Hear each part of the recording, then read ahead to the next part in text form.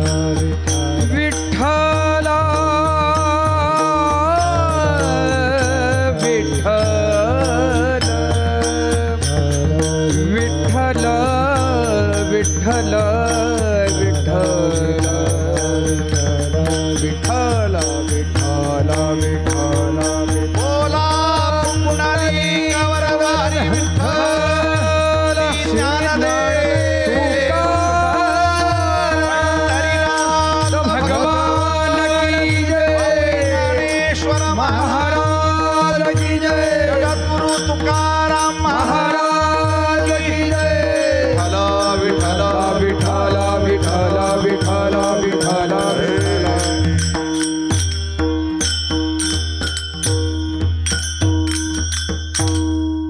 संत नामदेवांच्या संत जनाबाई यांचा हा 4 चरणाचा अतिशय उत्कृष्ट पण मानवी जन्मात आल्याच्या नंतर त्याचं इच्छित साध्य आणि त्याची परिपूर्तता कशी होईल यासाठीचा हा दिवाळीच्या पर्वातला अतिशय सुंदर असा अभंग आहे. मला असं वाटतं दिवाळी म्हणली की सगळ्यांच्या मनामध्ये मोठी ऊर्जा येते, आनंद येतो, चैतन्य येते आणि आजचा दिवस आहे आपला नरक चतुर्दशीचा अभंग स्नानाचा दिवस आहे आणि या निमित्तानं हे चिंतन आपल्याला ऐकायचं. पण मी सगळ्यांना एक विनंती करीन की आपण जशी रोज कीर्तन ऐकतो तसं आजचं कीर्तन ऐकू नका. डोक्यातले विचार शांत ठेवा, मोबाईल बंद ठेवा आणि सुदाम महाराज पानेगावकर आपल्याला बोलत नसून या दिवाळीच्या पर्वावरती तुमच्या सर्वांच्या घरात सुख समाधान आणि वैभव प्राप्तीसाठी जणू संत जनाबाईच तुम्हाला काही बोलायला आल्या अशी मनापासून भावना ठेवा. त्याचं कारण असं आहे की कीर्तन हा विषय संसारातला नसतो, कीर्तन हा विषय राजकारणातला नसतो, कीर्तन हा विषय भावनेवर डिपेंड आहे. तुमची जितकी श्रद्धा चांगली असेल, जितका भाव चांगला असेल तितकं तुम्हाला हे कीर्तन करणार आहे. त्यामुळे या कीर्तनाच्या ऐकण्यानं तुम्हाला सगळ्याला प्रचंड पैसे मिळणार आहे, वैभव मिळणार आहे, ऐश्वर मिळणार आहे, आरोग्य मिळणार आहे. त्यामुळे पैशाचं कीर्तन असल्यामुळं पहा सगळेजण मन लावून ऐकायला लागले. कारण प्रयोजन उद्दिष्ट मंदोपीन परवर्तते, फायद्याशिवाय माणसं लोक ऐकत नाही. त्यामुळे आजचा जो दिवस आहे हा नरक चतुर्दशीचा दिवस आहे आणि या दिवशी आपल्याला काय चिंतन ऐकायचं तर या ब्रह्मांडामध्ये, या सृष्टीमध्ये सामाजिक ऐक्य, कौटुंबिक जिव्हाळा आणि सौजन्य जर कशावर अवलंबून असेल तर फक्त एकमेकाबद्दल असलेल्या आदरभावामुळे. नरकासूर म्हणजे कोण असतो तर नीट ऐकायचं. एकेकाळी वराह रूपामध्ये ही भुवी देवी जी आहे पृथ्वी, हिच्या पोटी एक रत्न प्राप्त झालं, म्हणजे देवाच्याच अंशानं ते झालं. आणि नीट ऐका सगळ्या गोष्टी. देवाने त्याला भूमीला आशीर्वाद दिल्यामुळे तिला एक मुलगा झाला आणि त्या मुलाचं नाव ठेवलं नरकासूर. आता नरकासूर नाव ठेवल्याच्या नंतर ते जी मुलं जन्माला येतात ना तर त्याच्यावरती संस्कार करायचे असतात. आणि नीट ऐका, संस्कार हे गर्भावरच होत असतात. पोटातून बाहेर आल्यावर संस्कार होतात पण 50%च. ते नीट राहतील, वागतील याची गॅरंटी नाही. त्यामुळे चारित्र्य, संपन्नता, वैभव, नैतिकता ह्या सगळ्या गोष्टी आईच्या पोटातून येत असतात. त्यामुळे त्याच्यावरती जे संस्कार व्हायचे होते ते संस्कार झाले नाही. आणि एका भूदेवीच्या पोटी जन्माला येऊन सुद्धा तो इतका बलवान झाला की त्यांनी इतकं ऐश्वर्य कमवलं की पहिल्यांदा त्यांनी आपल्या ताकदीच्या बळावरती, आणि इथून पुढे ऐका, नरकासूर म्हणजे कोण आहे, ज्याच्या अंगात चुकीची ताकद आली आणि संपत्ती आली तो नरकासूर त्या काळात होऊन गेला. आजही सुद्धा गल्ली बोळात ठाई ठाई नरकासूर काम करतायत, समाजाला त्रास देत आहेत, माया बहिणी सुरक्षित नाही, सामाजिक जिव्हाळा, सात्विकता, प्रेम आटायला लागलं. मग त्यासाठी त्यांनी प्रचंड शक्ती जमा केली, पण ती शक्ती चुकीची होती. त्यामुळे त्यांनी काय केलं, पहिल्यांदा मानवावरती हाहाकार केला. माणसाच्या ज्या ज्या गोष्टी असतील त्या सगळ्या त्यांनी दाबून टाकायचा प्रयत्न केला. चांगल्या रीती, चांगली परंपरा, भारतीय संस्कृती, लोकजीवन, ज्या गोष्टी सुखासमाधानाच्या होत्या त्यांनी तो दाबायचा प्रयत्न केला. आणि लक्षात ठेवा, गंमत अशी आहे, शक्ती आणि अनिष्ट युक्ती ह्या जर 2 गोष्टी एका ठिकाणी आल्या तर ती माणसं, ते अंतःकरण समाजाला घातक आहे. त्यामुळे काय होतं की त्यांनी परस्त्रीवरती नजर टाकली आणि मानवाच्या जातीमध्ये जेवढ्या मुली सुंदर असतील त्या सगळ्या ताकदीच्या बळावरती त्याने त्या हरण करून आणायच्या. आणि मणिपूर नावाच्या डोंगरावरती सुंदर अशी अलका नगरी तयार केली. तिथे मूर नावाचा एक राक्षस रक्षण करायला ठेवला आणि त्या आणलेल्या मुली तिथं राहायच्या. मग पुढे ऐका ना, जशी जशी माणसाची वाईट प्रवृत्ती वाढत असती, मग त्याने दुसरा हात नागकन्यावरती घातला, खाली जायचा पातळामध्ये तो, आणि जी नागाची कन्या सुंदर असेल तिला तो पकडून आणायचा आणि बंदिवासात टाकायचा. बरं, माणसाची वासना कधी थांबत नाही, लक्षात ठेवा. क्रोधात भोवती समोहात स्मृती विभ्रमहा स्मृतिभंशात बुद्धिनाशो बुद्धिनाशात प्रणश्यती. माणसाच्या वासनेला लिमिट नाही, आणि तिला जर विवेकाची किनार नसेल तर 100% विनाशाकडे नेणार. मग त्याने स्वर्गामध्ये जायला सुरुवात केली. स्वर्गाच्या अप्सरा पळून आणायच्या. बरं, इतका बहुरूप, इतका सोंगी ढोंगी नाटकी होता की त्याने हत्तीचं रूप घ्यायचं, आणि ऐरावताचा हत्ती दिसल्यामुळे स्वर्गात असं वाटायचं की हा आपल्या स्वर्गातलाच हत्ती आहे. पण तो हत्ती कपटी, चोर, राक्षस. त्याने ते सोंग घेतलं ते, आणि त्या कृतिकाला तिथून स्वर्गातून पळवून आणलं. झालं सगळं प्रकरण पांगलं. इंद्राचं वज्रासन ते हत्यार होतं ते सगळं सुकून आणलं, ऐरावत हत्ती पण आणला, कुबेराला पण आणलं, आणि इतकी संपत्ती जमवली. पण त्या संपत्तीच्या बळावर तो सुखी व्हायचा प्रयत्न करायला लागला. महाराष्ट्राच्या आणि वारकरी संप्रदायाच्या कीर्तन ऐकणाऱ्या सगळ्या लोकांना माझी विनंती आहे की आम्हाला भगवंताने मुळातच ऐश्वर्य संपन्न केलेलं आहे. आमचा देवच सडगुण ऐश्वर्य संपन्न आहे. त्याच्यामुळे देवाला संपत्तीचं वावडं नाही, आपल्या ऋषीमुनीला सुद्धा संपत्तीचं वावडं नाही. 18-12 वनस्पती फुली फळी ओळती, 22 त्या पोखरणी नदी गंगा वाहती. ज्या घरी कुलस्त्रिया राज्यराणी व संपत्ती, हे सुख सांडोनिया कासया युग शेवेती. भारतीय संस्कृतीमध्ये देवाला, ऋषीला, संताला संपत्तीचं वावडं नाही. संपत्ती ही असली पाहिजे, ऐश्वर्य संपन्न. भारत हा देश सगळ्यात ऐश्वर्य संपन्न आहे. इथली भूमी, इथल्या नद्या, इथली पर्वतरांगा, इथली वनस्पती, इथली औषधी, इथली माणसं इतकी वैभवशाली आहेत की या संपत्तीची जगात कुठेही सुद्धा कोणाला बराबरी करता येत नाही. त्यामुळे आज ऐका माझ्याकडून नरक चतुर्दशी काय असते. घरात येणारा पैसा हा नीतिमंत संपत्तीचा असावा, मग नरकासूर होणार नाही. नीतिमंत संपत्ती काय करते माहिती आहे तुम्हाला? त्याला कधी सर्दी होत नाही, कधी खोकला येत नाही, कधी आजारी पडत नाही, दवाखान्यातच जात नाही. खेड्यापाड्यामध्ये नीतिमंत राहणारी माणसं 70-80 वर्षाची झाली, त्याला गोळी माहीत नाही. आता चुकीच्या पैशावाल्याचं ऐका. सकाळी 3 गोळ्या, जेवणाच्या अगोदर दुपारी 3 गोळ्या, जेवल्यानंतर 3 गोळ्या, संध्याकाळी 3 गोळ्या, 12 गोळ्या आणि 2 पोळ्या. काय पुण्य म्हणावं याला. अरे, ज्या माणसाला औषधी घेतल्याशिवाय झोप येत नाही, उभं राहता येत नाही, चालता येत नाही, म्हणून तुकाराम महाराजांना सांगतात, तुका म्हणे पापे इति रोगाची आरोपे, इति रोगाची आरोपे, इति रोगाची आरोपे. तुका म्हणे पापे इति रोगाची आरोपे, इति रोगाची आरोपे, इति रोगाची आरोपे. नीट आहे का? माणसाशी ओरिजिनल असल्यानं नीती म्हणतं, दिवसभर पावसात भिजू द्या, 10-5 किलोमीटर बोडखेवार गाडीवर चालू द्या, मरणाचे असं शिंकारलं की त्याची सर्दी पडसं जात आहे. पापी लेकरू असलं ना, पापी लेकरू, त्याला चुकून जर कीर्तनात आणलं तर तीर्थ देतलं तर सर्दी होती त्याला, आणि आरती घेतली की गरमी होती. जेच खोकला लागतो तर त्याचा 10,000चं बिल आल्याशिवाय खोकला सुद्धा जात नाही. हे पुण्य आहे का?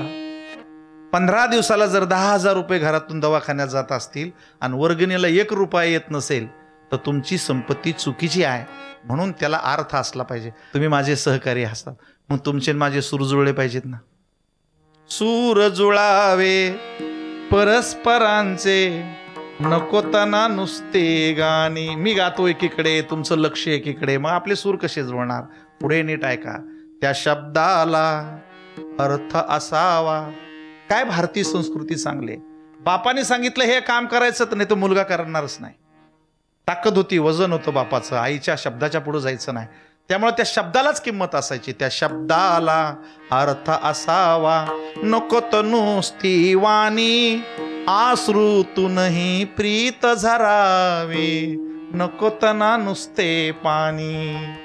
सध्या डोळ्यातलं पाणी सुद्धा नकली असतंय. कधी काळजी घ्यायची नाही, जपायचं नाही, सासूला पाहायचं नाही, ऐकताय ना सगळ्याजणी, आणि मग मेल्याच्या नंतर रडत बसायचं. अरे ते मगरीचे अश्रू काही कामाचे नाहीत. त्यामुळे ह्या रडण्याला सुद्धा अर्थ असावा. आणि दिवाळीचा प्रेड आहे, नीट ऐका, आपल्या घरात काय असावं. या घरट्यातून पिल्लू उडावे, तुमची मुलं नीतिमंत व्हावी, उच्च शिक्षणाच्या अधिक पलीकडे जावी, पण समाजाचा उद्धार करण्यासाठी, समाजाचं बरं करण्यासाठी, देशाचं, राष्ट्राचं, देवाचं हित करण्यासाठी तुमची मुलं शिकली पाहिजेत. आणि त्यांनी अशी उंच उडी मारली पाहिजे की मोठा अधिकारी झाला पाहिजे. या घरट्यातून पिल्लू उडावे, दिव्य घेऊनी शक्ती, आकांक्षाचे पंख असावे, उंबरठ्यावर भक्ती, उंबरठ्यावर भक्ती, उंबरठ्यावर भक्ती. भक्ती म्हणले की लोकांना राग येतो. आपल्या उंबऱ्यावरच अशी गोष्ट असावी की कुठलाही माणूस आला तर तो चहा घेतल्याशिवाय, नाश्ता केल्याशिवाय, जेवण केल्याशिवाय कधी जाऊ नये. घराची श्रीमंती त्यामध्ये असते. माणूस घरी असो अथवा नसो, आपल्या माघारी आपली बायको, आपली मुलं, आपल्या मुली जर समाजाला, इतर लोकांना संतुष्ट करत असतील तर मी असं सांगतो, त्याच्यासारखी संपत्ती कोण्याच माणसाकडे नाही. पण सूर जर जुळाले नाही ना तर मग पहा कसं होतं. माणसं लोकांकडून उसने पैसे आणते आणि ते उसले आणलेले पैसे लवकर देत नाही. आणि ते कंटाळून कंटाळून मागणारा येतो. तो मागणारा दिसला की हो घरचा माग जातो आणि बायकोला सांगतो काहीतरी सांग. मग तो माग गेल्यावर ते म्हणते हाय का तात्या घरी, तर ही म्हणती ते कालच ठाण्याला गेले.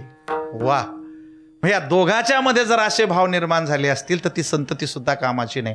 तुम्हाला एक गोष्ट सांगतो दिवाळीच्या प्रवाहावरती की पैसा कसा टिकत असतो माणसाकडे. राजा हरिश्चंद्र झोपलेले आणि राजा हरिश्चंद्राला रात्री 12च्या नंतर स्वप्न पडलं आणि स्वप्नामध्ये त्यांची गुरु आले आणि गुरुच्या प्रती आदर, निष्ठा, श्रद्धा भाव असल्यामुळे राजा हरिश्चंद्राने महाराजांचं दर्शन घेतलं. ते म्हणले, ए राजा, तू माझी एवढी सेवा करतो, माझी भक्ती करतो, पण मला आज तुझ्याकडनं काही दान पाहिजे. ते म्हणला, बोला महाराज, मी तुमचा शिष्य आहे. ते म्हणले, तुझं संपूर्ण राज्य मला दान दे. स्वप्नात हा. तर राजा हरिश्चंद्र खूप हसले. ते म्हणले, महाराज, या देहाला राजा हरिश्चंद्र म्हणतात. स्वप्नात मागितलं काय आणि कशात मागितलं काय, दिलं मी तुम्हाला राज्यदान. ते महाराज म्हणले, असं नुसतं बोलू नको, हातामध्ये पाणी घे आणि संकल्प कर, मला राज्यदान दे आणि राज्याच्या बाहेर हो. असं म्हणल्याबरोबर राजा हरिश्चंद्राची झोप उडाली आणि अंगाचं कापर व्हायला लागलं. स्वप्न पडलं. आता गंमत अशी झाली की जे महाराज स्वप्नात आले होते ते प्रत्यक्ष दारात उभे राहिले. ए राजा, तू मला स्वप्नामध्ये राज्यदान दिलेलं आहे आणि संकल्प करण्याच्या वेळेला तुला जाग आली, बोल मला राज्य देतो की न देतो. तर पुन्हा राजा हरिश्चंद्र खूप हसले. ते म्हणले, महाराज, या देहाला राजा हरिश्चंद्र म्हणतात. अहो, आम्ही स्वप्नात दिलं काय आणि जागेपणात दिलं काय. हातामध्ये पाणी घेतलं आणि स्वप्नात दिलेलं राज्य जागेपणात खरं करून दाखवलं. म्हणून त्या काळापासून आतापर्यंत फक्त नाव कोणाचं निघतं, राजा हरिश्चंद्राचंच निघतं. ही आहे सत्याची ताकद. आता आपलं कंडिशन कसं झालं सध्या माहिती आहे का, आपण जर असे जागेपणात उसने पैसे आणले आणि मागणारा जर स्वप्नात आला तर स्वप्नात सांगतो की तो गावाला गेला. वा, म्हणजे उसने आणलेले पैसे जर माणसं स्वप्नात द्यायला तयार नसतील तर मग आपल्याकडे नीतिमत्ता संपदा येणार कशी आहे. सगळ्या लोकांना पैसे पाहिजेत आणि ते पैसे कशाने मिळणार आहे मी तुम्हाला सांगणार आहे. कारण पैसे ही साक्षात लक्ष्मी आहे आणि ती लक्ष्मी नैतिकतेवरती आधारित असल्यामुळं नरकासुराने अशा चुकीच्या पद्धतीने पैसा जमवला. आता एक महत्त्वाची गोष्ट सहज आलेली आहे म्हणून कधी हे माध्यमाच्या माध्यमातून बोलणं गेलं नाही. जुन्या काळामध्ये भक्ती केली की ती लोक देवाला वरदान मागत होते. काय मागत होते? हो, नरकासुराने सांगितलं मला मरण नाही आलं पाहिजे. ब्रह्मदेवाकडे बसले. ते म्हणले, जो शरीरात आला त्याला शरीर सोडावं लागतं, कोणी जरी असला तर. मग तुला असं अमरपणाचं वरदान मला देता येणार नाही. मग तो म्हणला, एक काम करा, मला माझ्या आईशिवाय कोणाच्या हातानं मरण नाही आलं पाहिजे. ब्रह्मदेव म्हणले, ठीक आहे, एवढं मी करू शकतो. त्याला काय वाटलं की माझी आई तर काही मला मारणार नाही, माझी आई जर मला मारणार नाही तर मला काही मरण येणार नाही. म्हणजे मागणारे असे हुशार असतात, त्याच्या अंदाजानं देवाकडे जात असते ते. त्याच्यामुळे त्यानं मागणं असं मागितलं की माझ्या आईच्या हाताने मला मृत्यू यावा.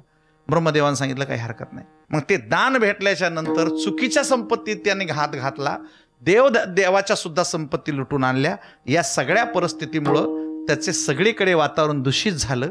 आणि वातावरण दूषित झाल्यामुळं एके दिवशी इंद्राने विचार केला की हा जर अतिशय उन्मत्त झाला तर हा माझ्या पदाला सुद्धा धोका होऊ शकतो. म्हणून इंद्रायणीला सोबत घेतलं आणि ऐरावतावरती बसून हे सगळे द्वारकेमध्ये भगवान श्रीकृष्णाकडे आले. भगवान श्रीकृष्णाची पूजा केली, बळीरामाची पूजा केली, अग्रसेनाची पूजा केली. आणि इंद्राने रडत रडत घरानं मांडलं की भगवान, तुमच्या मागच्या एका आशीर्वादामुळे भूदेवीच्या पोटी हा भौमासूर नरकासूर जन्माला आलेला आहे आणि त्यानं सगळीकडे हाहाकार केला, लोकाला तो त्रास देतोय आणि आता त्याचा मृत्यू कशानं होईल तर त्यासाठी तुम्ही लक्ष द्या आणि आम्हाला या संकटातून सोडवा. त्यामुळे नरकासुराचा विचार झाला आणि कृष्णाने इंद्राला आशीर्वाद दिला की काही हरकत नाही. मग आता कुणाला घ्यायचंय? मग त्याच्या आईच्या हाताने त्याचं मरण होतं ना. मग सत्यभामा ज्या होत्या ना, सत्यभामा ह्या पृथ्वीच्या अवतार होता. त्यामुळे सत्यभामेला रथामध्ये घेतलं आणि रथामधून भगवान श्रीकृष्णाने युद्ध करायला सुरुवात केली. पण अशा त्यानं किती महिला आणल्या होत्या माहिती तुम्हाला? फसून चोरून 16,001 इतक्या महिला आणल्या होत्या. देवाच्या, दानवाच्या, मानवाच्या, राक्षसाच्या ह्या सगळ्या तिथे कोंडून टाकल्या होत्या त्या मणिपूर पर्वतावरती. आणि तिथे मूर नावाचा राक्षस होता, त्याच्या हाताखाली 8 लाख राक्षस होते. आणि जेव्हा भगवान श्रीकृष्ण त्याला मारण्यासाठी आले तेव्हा घनघोर असं युद्ध झालं. पण तो जो मूर होता त्या सगळ्या महिलांना सांभाळण्यासाठी नरकासुरानं ठेवलेला, त्याच्यामध्ये इतकी ताकद होती की त्याला मारता मारता प्रचंड वेळ गेला. ते 8 लाख राक्षस मारावं लागले आणि नंतर याला सुद्धा नूरला सुद्धा मारलं. म्हणून त्याला मूरला मारल्यामुळं त्यावेळेला कृष्णाचं नाव सुद्धा मुरारी पडलं. मूर म्हणजे राक्षस आणि आरी म्हणजे शत्रू, शत्रूला मारणारा असा तो मुरारी आमचा श्रीहरी भगवान श्रीकृष्ण. मुराला मारल्याच्या नंतर प्रत्यक्ष नरकासूर भगवान श्रीकृष्णावरती धावून आले आणि इतकं घनघोर युद्ध झालं. ते 2 घटका युद्ध चाललं. पण त्याचा मृत्यू त्याच्या आईच्या हाताने होता आणि त्याची आई होती सत्यभामेच्या रूपामध्ये. मग सत्यभामेने अशा युद्धामध्ये एक वज्र घेतलं आणि ते वज्र नरकासुरावरती टाकलं. भगवान श्रीकृष्णाने सुदर्शन चक्र फिरवलं आणि नरकासुराचा वध झाला. तो नरकासुराचा वध झाल्याच्या नंतर त्या नरकासुराचं शिर भगवंताच्या पायाजवळ येऊन पडलं की हे भगवन, माझ्यावर आता कृपा कर, मी तुझी अनन्य भक्ती करीन पण मला काहीतरी आशीर्वाद दे. मग श्रीकृष्णाने त्याला आशीर्वाद दिला की आजच्या दिवशी जो कोणी सकाळच्या प्रहरी स्नान करून भक्ती करेल त्याला खूप खूप ऐश्वर्य मिळेल. तुझं नाव चंद्रसूर्य आहे तोपर्यंत चालत राहील. म्हणून आजचा दिवस आहे नरक चतुर्दशीचा. म्हणून आजच्या दिवशी सकाळी महिला लेकराला म्हणत असतात उठा उठा दिवाळी आली. म्हणून आज नरक चतुर्दशीचा दिवस आहे.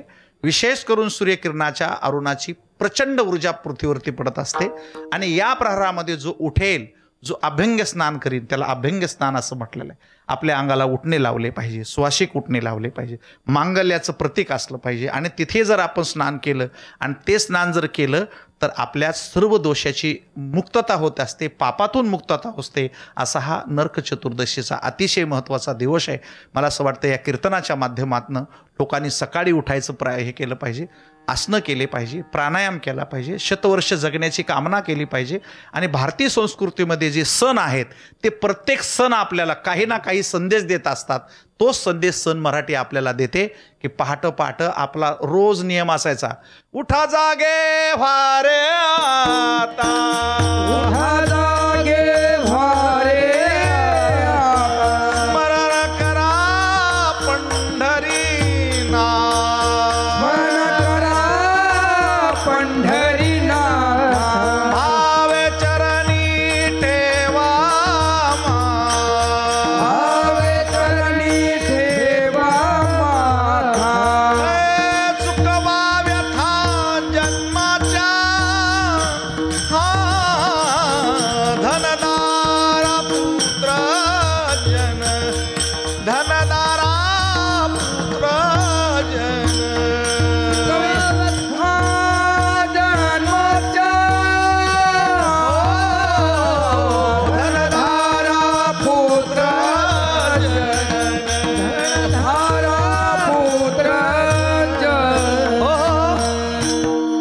म्हणून वारकरी संप्रदायानं सुद्धा ही सकारात्मक गोष्ट अतिशय जिव्हाळ्यानं जपलेली आहे.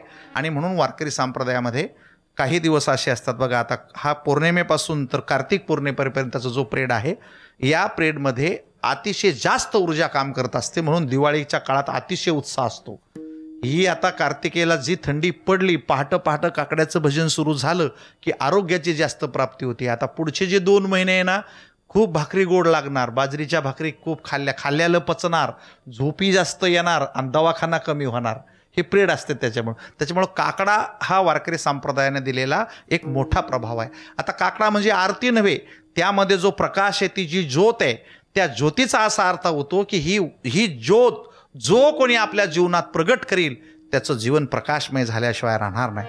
आणि म्हणून माणसाच्या दिवाळी करायची म्हणजे दीव आणि आली म्हणजे काय, तर आपल्या डोक्यामधला जो प्रकाश आहे तो प्रकाश कणभर पेटला पाहिजे. हे बघा, ज्याला कणभर जरी लाईट लागला ना डोक्यामध्ये, ते नीट शाळेत जाते, अभ्यास करते, सगळं लक्ष पुस्तकात देते, मोठा अधिकारी होते. त्याचा दिवा जर डिम लागला तर तो पळून येतो, अभ्यास करीत नाही, खोटं बोलतो, सगळं जमलं म्हणतो आणि 12वीला फेल होतो आणि मरेपर्यंत नको तितके धंदे करतो. म्हणून दिवाळी जर साजरी करायची असेल तर ही दिवाळी ज्ञानाची, ज्ञानोबरायाची. कोणती दिवाळी? फेडून विवेकाची काजळी. जे काही अज्ञान आहे ते अज्ञान बाजूला टाकलं पाहिजे. मी ज्ञानदीप उजळी ती योग्या पाहे दिवाळी निरंतर. आमची दिवाळी कोणती असते माहिती आहे का? जे अखंड ज्ञानामध्ये आहे आणि सुखामध्ये. विठोबाचे राज्य आम्हा नित्य दिवाळी, विठोबाचे राज्य आम्हा नित्य दिवाळी. विष्णू दास नामाची वे भावे ववाळी, नामाची भावे ववाळी. ओ विठोबाचे राज्य आम्हा नित्य दिवाळी, विठोबाचे राज्य आम्हा नित्य दिवाळी, विठोबाचे राज्य आम्हा नित्य दिवाळी, विठोबाचे राज्य आम्हा नित्य दिवाळी. म्हणून आजचा दिवस हा अतिशय महत्त्वाचा दिवस असतो. दिवाळी ही 5 दिवसाची असते. गोवत्स बारसेपासून दिवाळीला सुरुवात होते. कालची गाय गोऱ्याची बारस आपण त्याला असं म्हणत असतो. आज नरक चतुर्दशी आहे आणि नरक चतुर्दशीचा दुसरा अर्थ आता नीट ऐका. लोकाला काय वाटतं, आपण घरात म्हणत असतो लय लवकर स्नान कर नाही तर मग नरकात जाशील. मग नरकात जाशील म्हणजे नरक वर आहे का? नाही नाही नाही, वर नरक नाही. वर नरक नाही म्हणल्यावर याच्यातले बरेच खुश झाले असतील. आला वर नरक नाही म्हणल्यावर कसंही वागायला जमणार. नरक खाली आहे. ज्या दिवशी तुम्ही शाळा सोडली त्या दिवशीच नरकात गेले असं समजायचं. ज्या दिवशी तुम्ही मायबापाचं प्रेम सोडलं त्या दिवशी नरकात गेले असं समजायचं. ज्या दिवशी तुम्ही ज्ञानापासून बाजूला गेले तुमचं जीवन नरक आहे. वर नरक नाहीत, पण जी माणसं दुराचारी आहे, दारू पितात, व्यसनात आहे, लेकरा बाळाला सांभाळीत नाही, बायकोला सांभाळीत नाही, आई वडिलाचा तिरस्कार करतात आणि ज्यांना समाजात कुठंच मान नाही, हे नरक नाही तर काय आहे. म्हणून आज दिवाळी साजरी करत असताना सद्गुणाची दिवाळी चांगली करा.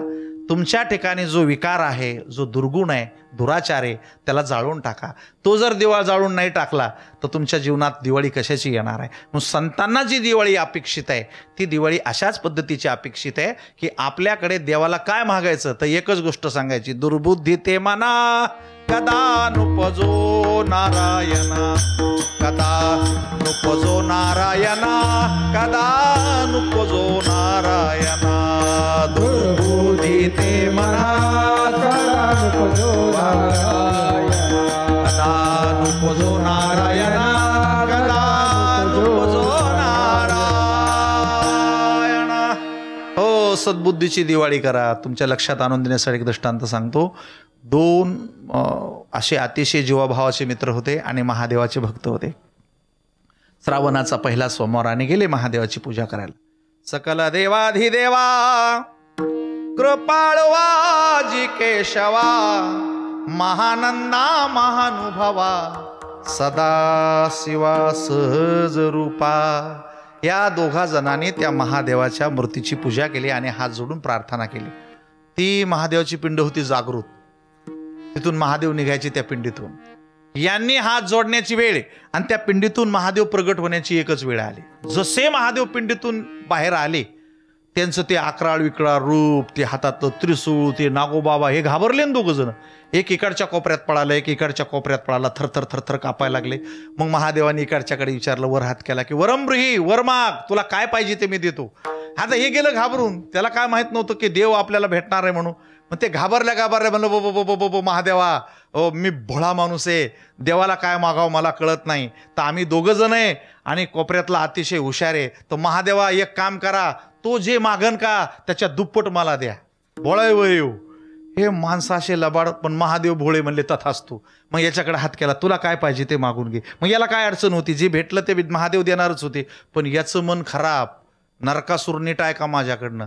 याने असा विचार केला की मी जर महादेवाला 100 एकर जमीन मागितली, माझ्या दुप्पट याला किती मिळणार आहे, 200 एकर मी काढ. मी जर 200 फ्लॅट मागितले, याला किती मिळणार, 400. मी जर 400 किलो सोनं मागितलं, याला किती मिळणार.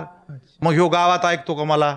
मग हे नरकासूर याची बुद्धी काय म्हणली, हा म्हणला महादेवा आपला एक पाय जाऊ द्या. पहा आता हे नरकासूर आलं का लक्षामध्ये, दुर्बुद्धी. महादेव म्हणले काही तर चांगलं माग, म्हणले महादेवा आपला एक हात जाऊ द्या. अरे अरे अजून काहीतरी चांगलं माग, म्हणले महादेवा आपला एक डोळा जाऊ द्या. तथाच तू म्हणल्याबरोबर त्याचा एक डोळा गेला, एक हात गेला, एक पाय गेला. आणि त्याच्या वाईट बुद्धीमुळे, म्हणून दिवाळी साजरी करायची असेल तर मनामनातला तिरस्कार टाका, मोह टाका, द्वेष टाका. समाजातला तिरस्कार आणि घरातला एकमेकाचा तिरस्कार जर कमी झाला, एका शब्दात सांगू, तुम्हाला मारायला कोणी येत नाही, कोणती ग्रह तुमच्या पाठीमागं लागणार नाही, भूत तुमच्या पाठीमागं लागणार नाही, वाघ सिंह तुमच्या पाठीमागं लागणार नाही. तुमच्या पाठीमागं लागलाय फक्त अहंकार. आणि अहंकार शरीरात कुठं राहतो माहिती आहे, इथे कॉलरवर असतो. म्हणून लोक असं. आणि वारकरी संप्रदायाची दिवाळी पहा कशी आहे. तुम्ही काहीच करू नका, काहीही करू नका, फक्त देवाला जे आवडतं ते करा. गर्वाचे घर खाली, तीळ भरी जरी होय अभिमान, आणि मिरतो समान भारदेवा. वारकरी संप्रदायात देवाची भेट करून देत नाही साहेब. त्या माणसाच्या ठिकाणचा अहंकार गेला की तो माणूसच देव होतो. अभिमान गेला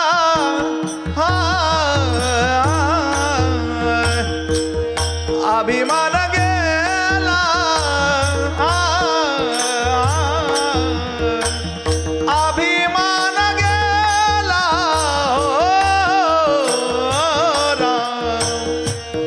अभिमान गेला मना, अभिमान गेला,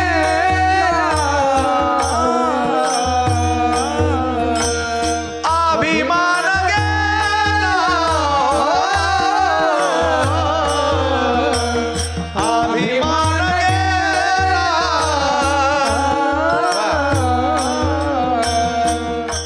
तुका म्हणे देव झाला, तुका म्हणे देव झाला, तुका म्हणे देव झाला, तुका म्हणे देव झाला मना.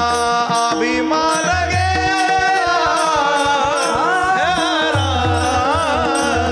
अभिमान गेला, अभिमान गेला, अभिमान गेला.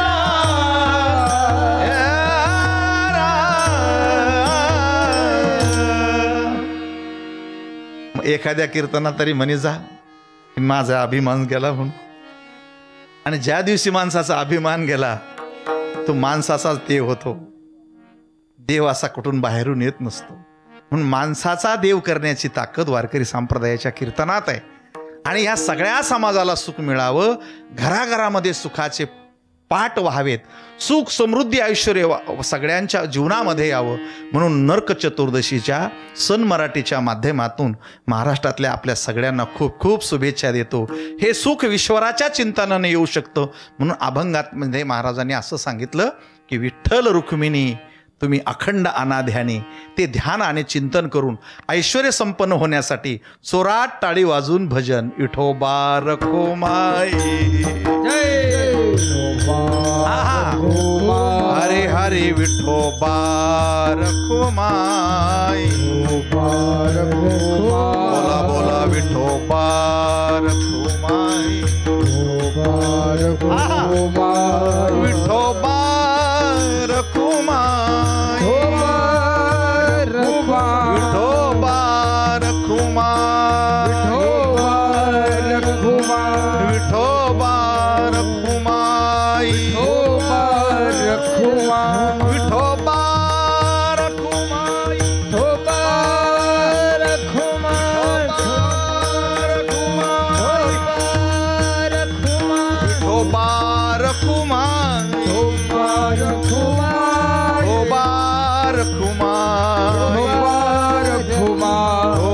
रखुमाई विठोबा रखुमाई